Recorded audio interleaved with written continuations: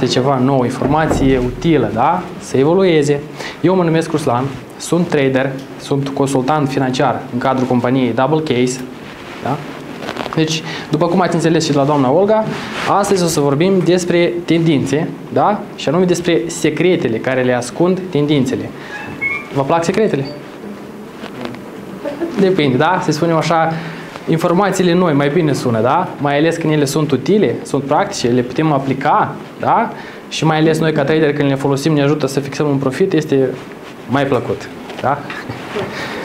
Astăzi în sală avem atât trader cu experiență, da? Cât și începători în curs de formare. De ce? O să începem cu o mică recapitulare, așa să spunem, da? După cum cunoaștem de la lecțiile practice, da? Tendința este un canal, da? Care are o direcție clară în care mișcă, fluctuează prețul unui activ pe piață, da? Deci, avem canal și avem prețul care se mișcă în acesta. După cum vedem, avem impuls, corecție, da? Avem linie de suport, linie de rezistență, care sunt ca niște bariere care mențin acest preț, așa se spune, da? Ne uităm vizual, seamănă cu același râu, așa se spune, da? Care are fluxul său de apă, are o direcție clară, are malurile sare, suport, rezistență. Ați încercat vreodată să notați contrarâul? Eu, spre exemplu, am încercat chiar astă vară la râul Nistru. Este foarte greu, vă spun. Te concentrezi, trebuie multă mișcare, mai mult epuizie sau te chinui decât primești plăcere de la acest proces.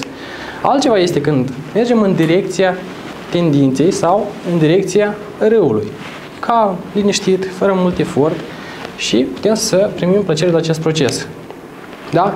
Mergem după tendință. Spre exemplu, vara trecută eram cu un grup de prieteni, da? Am văzut, eram la un eveniment, am văzut un video unde în altă țară, la fel un grup de prieteni s-au adunat, au hotărât să încerce ceva nou, da? Ceva emoții noi.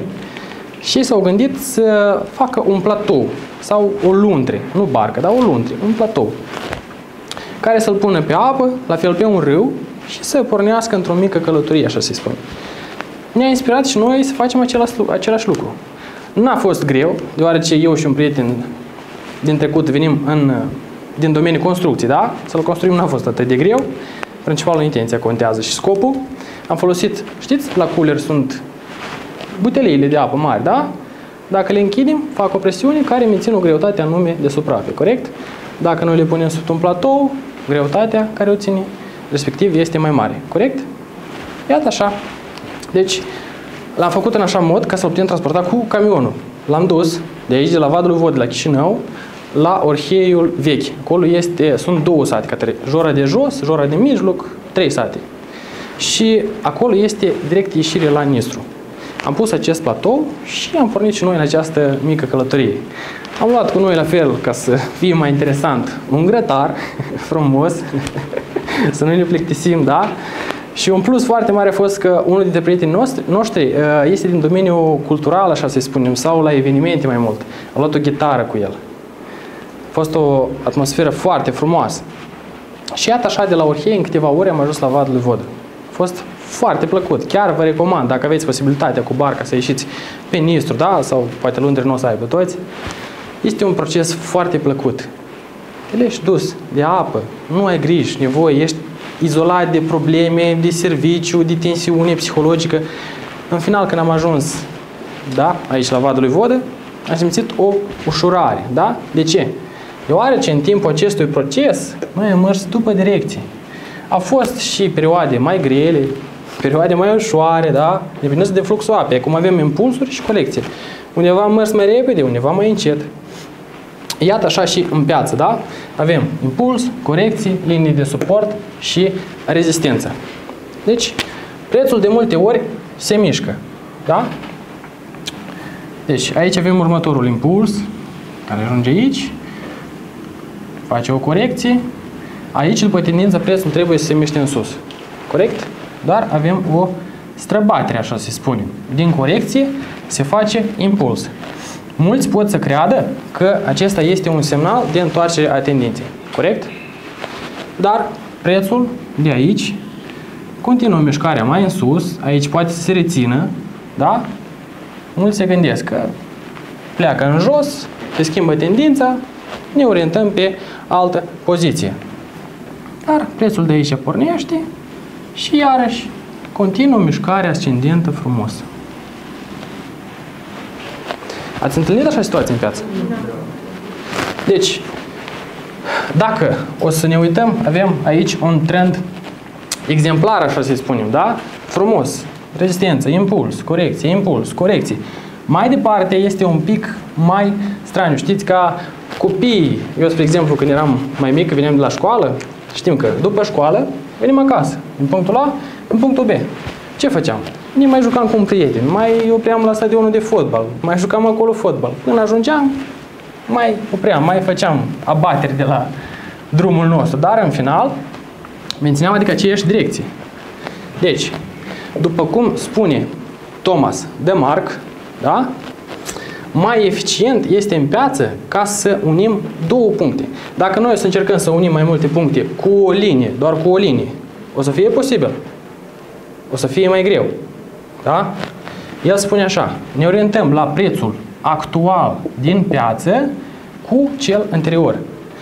Spre exemplu, dacă noi o să considerăm că tabla aceasta este un tablou, avem un grup de oameni, da? Și o să întrebăm pe fiecare în parte, ce părere aveți despre acest tablou? Thomas de Mark spune așa că fiecare o să aibă o viziune diferită, da? Avem același grafic, diferite persoane pot să plaseze tendința în mod diferit. Dar ca să fie mai exact, ne orientăm doar pe două puncte. Ca să unim două puncte este mai ușor decât 5 sau 10. Cu o linie consecutivă nu putem, cu o linie dreaptă. Deci ne orientăm la ultimul punct de minim, deoarece în tendința ascendentă ne orientăm la linia de suport, deoarece ea ne dă informația când este străbătută și își schimbă direcția. Thomas de Mark se orientează doar pe o linie, nu pe un canal. Spre exemplu, aici o să ne orientăm doar pe linia de suport. Apropo, aceasta vine iarăși aici. Dar dacă o să fie așa și iarăși va continua mișcarea, cu această linie dreaptă nu va fi posibil de unit, corect?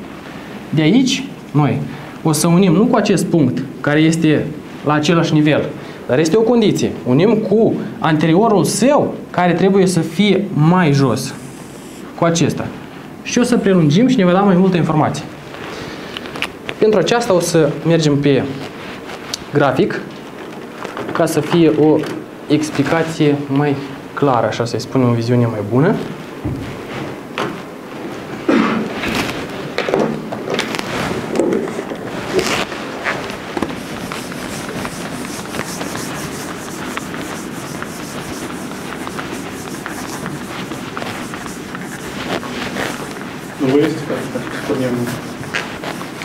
Putem să deschidem un geam sau deja e deschis?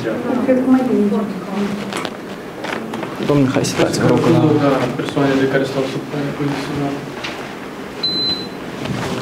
20? 16? Cred că chiar ca afară. Hai să luăm un mediu. Poate media mobilă. Așa, o să găsim un grafic mai interesant, așa să-i spunem. Avem dolarul cu iena japoneză, da? Scoatem săgeata să nu ne încurce. Deci, am avut tendință descendentă, început de tendință ascendentă, da? Dacă o să ne orientăm după regula lui Thomas de Mark, trebuie să unim minimul actual cu cel precedent, da? Presupunem că evoluția prețului noi nu o cunoaștem. Avem minimul acesta, l-am unit cu acesta. Odată ce merge prețul, treptat o să mărim și noi această linie. Vedem, aici a ajuns, s-a respins, sunt ambele pe o linie, mergem mai departe. Odată cu evoluția graficului, până în acest punct, unde piața a străbătut această linie de suport. Acum o să ne uităm mai mult pe plasarea acestora, pe urmă să vă explic cum tranzacționăm după ele, ca să fie mai clar. Deci, odată ce a străbătut, s-a format iarăși alt minim, care îl unim cu minimul anterior, așa să-i spunem, precedentul său. Și iarăși, odată cu evoluția prețului, vom mări treptat această linie. Aici, iarăși, vedem, a fost un impuls, s-a format iarăși un punct minim, iarăși vom lua altă linie, vom duce în punctul minim precedent. Și o să mărim linia până aici, unde iarăși avem o intersecție. Aici putem să vedem că a fost o mișcare puternică în piață, da? A fost o noutate puternică. A influențat piața, dar, oricum, tendința a continuat direcția sa, mai departe. Iarăși s-a format minim în piață, îl unim nu aici unde este în drept sau aici, dar cu minimul anterior, care, spune condiția, trebuie să fie mai jos decât cel actual. Și iarăși prelungim până la un moment dat, unde vedem că iarăși s-a format alt minim. De aici, iarăși, o să pasăm la minimul anterior și o să tragem așa, cam ele aproximativ sunt aceleași până aici, unde iarăși a avut o străbatere, așa să spunem. S-a format alt minim mai jos. Iarăși o să facem aceeași situație și o să trasăm unde iarăși va fi intersecție sau străbatere. Și tot așa cu celelalte.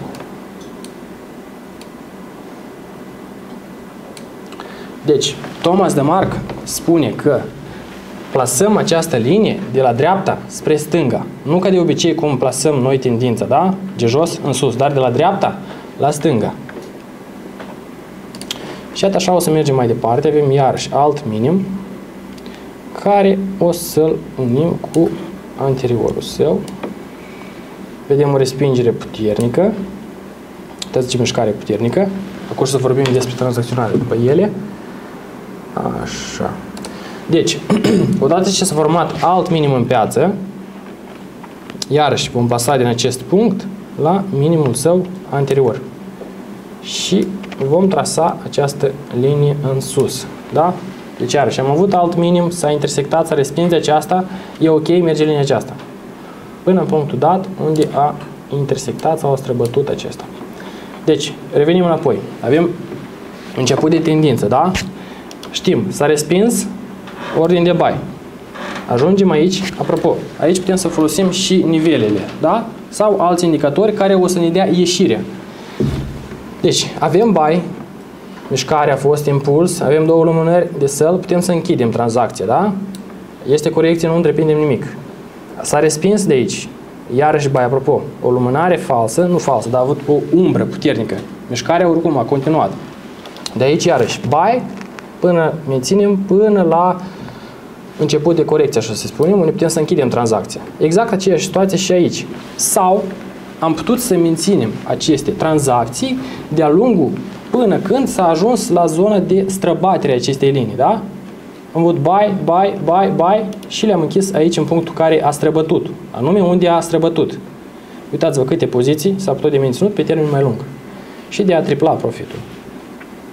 Odată ce a străbătut linia de suport, nu întreprindem nimic, nicio poziție. Așteptăm să se formeze următorul minim. S-a format, de aici am plasat, l-am prelungit. Odată ce avem două lumânări de confirmare, da? De închidere a lumânărilor. N-ați avut cazuri când, spre exemplu, de la nivel s-a respins, da? Iată, a făcut umbra lumânarea, repede buy. Lumânarea s-a transformat în dojă, a mai stat aici, a continuat următoarea mișcare. Da? Deci este important ca noi să așteptăm închiderea lumânării. Dacă ea s-a închis mai sus de nivel, poftim, semnal de buy, intrăm în tranzacție. Odată ce nu a străbătut, da? Iată aici este punctul acesta psihologic la mulți traderi, da? Au văzut că s-a dus, trebuie de închis, repede.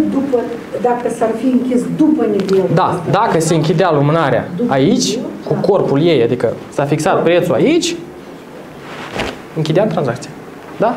Deci, iată aici pe grafic, putem să vedem, da? Am avut străbatere și s-a închis lumânarea mai jos. Am închis. Am deschis-o de aici, să presupunem, da? De aici până aici avem careva pierderi. Nu avem.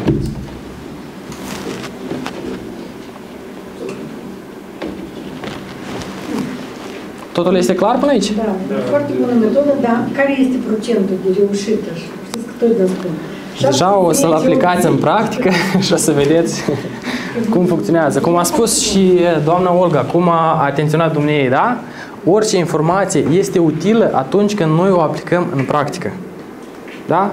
Deci teoretic este una, dar practica dovedește ceea ce este în teorie. Dar din statistica dumneavoastră, vă sigur că să ca să vedeți cum merge.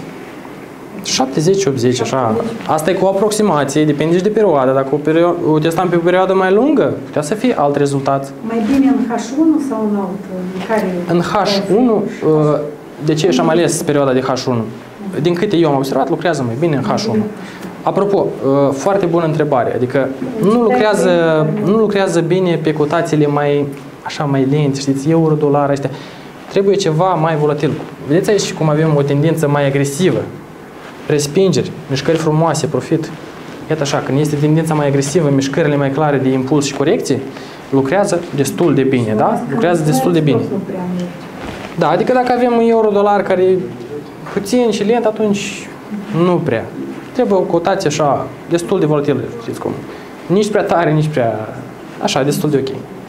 Cam în aceasta constă. Deci, ca o mică totalizare, așa să spunem, da? Deci, ne orientăm la unirea punctului actual cu cel anterior, da? Deoarece informația actuală este mai importantă. Noi, spre exemplu, dacă o să ne orientăm pe faptele din trecut, amintirile, o să avem un blocaj oarecare, știți? Parcă e o greutate care o să o menținem după noi. Iată așa și în piață. Avem două puncte. Actualul și anteriorul. Și atât. În asta și constă unirea două puncte. De la dreapta spre stânga. Nu ca de obicei, cum noi de jos plasăm o tendință, da? Și încă un punct important. Minimul cu care îl unim pe acest actual trebuie să fie mai jos decât însă și el, da? O să fie momente, spre exemplu,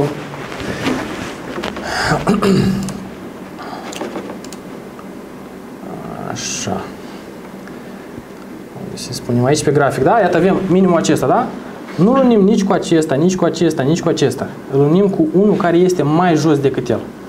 L-am unit aici, a făcut respingere. Prețul se duce în sus. Atâta timp cât nu ne intersectează linia, da? Nu avem de ce să ne facem griji.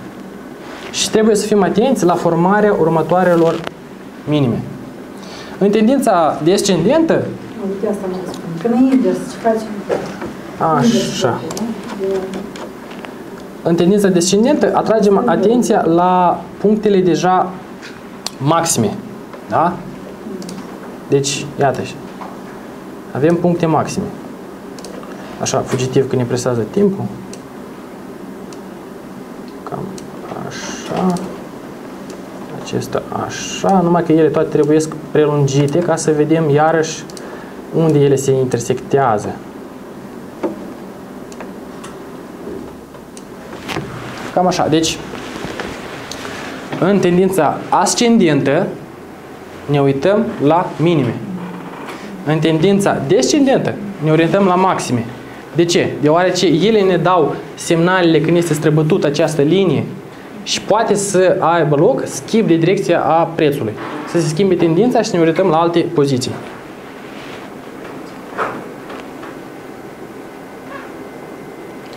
Până aici este clar? Mă bucur. Mai departe deja... De la dreapta la stânga. Poftim? Tot le plasăm de la dreapta. Da, de la dreapta la stânga. Și în descendent. Nu ca de obicei. Noi de obicei le plasăm în istoric, da? Minim, maxim și le plasăm în viitor. Anterior, când am mai fost. De obicei, de la jos în sus, prețul. Da, deci aici este invers. De la dreapta spre stânga. Și doar două puncte, nu mai multe. Doar două puncte. Deci această informație nu se predă la cursuri, da, deoarece este o informație majoră, acest domeniu cuprinde destul de multă informație. De aceea și petrecem masterclass-uri sau lecții individuale, da, ca să cunoaștem mai multe informații. Înțeleg că nu funcționează în momentul schimbării trendului. Deci ne orientăm mai jos, da? Deci s-a format următorul. Aici a avut o străbatere mai agresivă, așa să spunem, da? De aici a plecat prețul în sus. Dacă o să unim acestea, vedem deja că se formează altă mișcare, alt tip de mișcare. Odată ce aici s-a respins, s-a format două minime, așa să-i spunem, în creștere, da? Le-am trasat, vedem că este posibil un început de tendință ascendentă. Deci, care sunt criteriile de formare a unei tendințe? Nu contează, ascendent sau descendent. Care sunt criteriile? Corect. Două minime și două maxime. Avem două, avem trei, încă nu este confirmare. Da? Deci, am avut aici străbatere, da? Avem, să presupunem așa, un maxim, un minim, iarăși un maxim, sunt 3 puncte. Dacă mergea mișcarea mai în jos, atunci se putea de considerat că este tendință descendentă și schimbă mișcarea. Dar aici vedeți cât de frumos piața este independentă, nu datorează la nimeni nimic, corect? A continuat frumos mișcarea sa ascendentă.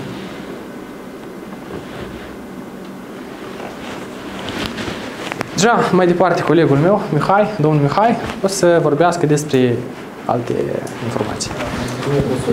Cu plăcere. Avem un pauză mică cu microfoanele. Deci, întrebarea dumneavoastră cu schimbul de tendință este destul de actuală, cu o să arăt un instrument. Unii îl scot indicator, alții scot instrument care importanță. La fel, arată foarte bine și schimburile de tendință. Ca să înțelegem mai bine, în completarea istoriei cu bărcile, am fost anul trecut în Turcia, la vară, la fel. Numai nu cu bărcile, dar nu era Nistru. Nistru la noi el este așa, mai liniștit.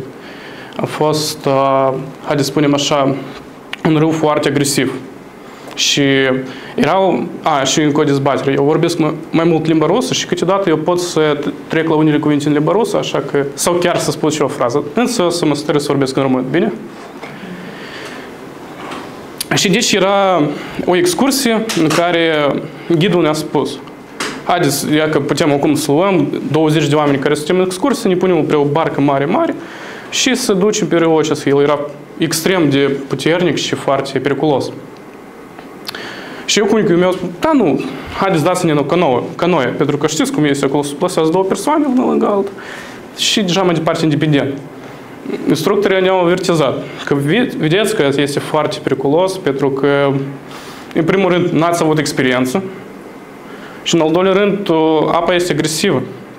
Sunt și stânci și eu spun, dumneavoastră nu știți, eu tranzacționez pe aur deja și nu mă interesează deloc momentele acestea. Și în momentul în care ne-am așezat, apa era foarte rece. Și ne-am așezat, am început să plătim și era dintr-o dată o stâncă așa abruptă. Și la toate momentele în care încât nu se încărnea râul, pe noi, pe general, ne ducea prin mijloc. Așa se primea. Și pentru ce am spus asta? Avem un instrument, dumneavoastră, cei mai care au fost la lecții intensive și la individuale, deja au tranzacționează după dât sau tranzacționat, deja depinde de fiecare după gustul său. Și el se numește în rusă Will Andrews. Cei care au platforma în română se numește Andrews Pitchwork. În care e chestia lui? Per general, Andrews, el era, haideți să spunem, Cristofor Columb în analiză tehnică. Când numai au venit grafici pe platformă, el era unul dintre primii care au început să facă linii, să lunească și el a înțeles și a scris în multe cărți ale sale că cea mai importantă linie a trendului este linia medie. Spre linia aceasta medie se orientează mereu prețul. El poate să fluctueze, cât de tare el nu ar fluctua într-un canal, el mereu se orientează spre linia aceasta medie. Și haideți să vă arăt, chiar și pe exemplu aici, care avea pe USDGPI, cum arată. Cum îl găsim? El este aici, eu deja l-am adăugat, așa arată, însă când facem click dreapta, ne ducem la personalizare și dumneavoastră să-l aveți aici butoane disponibile. Haideți să-l adaug și să-l vedeți jos. Aici așa. Scoate, e așa. Deci undeva, iată, Andrews Pitchfork. O introducem. Închidem. Per general, eu aș spune că cu dânsul putem liber să înlocuim trendul. Eu nu înțeleg de ce mulți, haideți să spunem, oameni care încep abia să tranzacționează, pe demo nu îl folosesc, pentru că el este atât de simplu și așa semnale frumoase ne oferă de buy.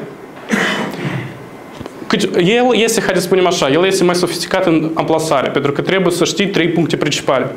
Primul este în când s-a terminat trendul, un oarecare trend. El se termină de obicei cu un impuls puternic. Dacă era trendul ascendent, impuls în jos și, haideți să spunem, corecție. Și se formează un nou trend. Asta este primul punct. Al doilea punct este noul maxim, în cazul în care avem tendința descendentă. Era ascendentă, de aici a străbătut, da, nivelul, haideți să spunem așa, că aici minimul este mai jos. El s-a corectat, dacă la noi tendința descendentă, impulsul cine? Mișcarea conform tendinței, adică în jos. Corecția este mișcarea contra trendului. Și nu scrie. Și nouă ne trebuiește un minimul următor. Vă arăt coș cum stă pe grafic. Arată. Haideți să o șterg să nu ne încoși. Invers se lucrează și în tendința ascendentă. În cazul dat, deja noi luăm primul punct minim, al doilea punct maxim și al treilea punct minim. Opa! Haideți să ne uităm. Tax.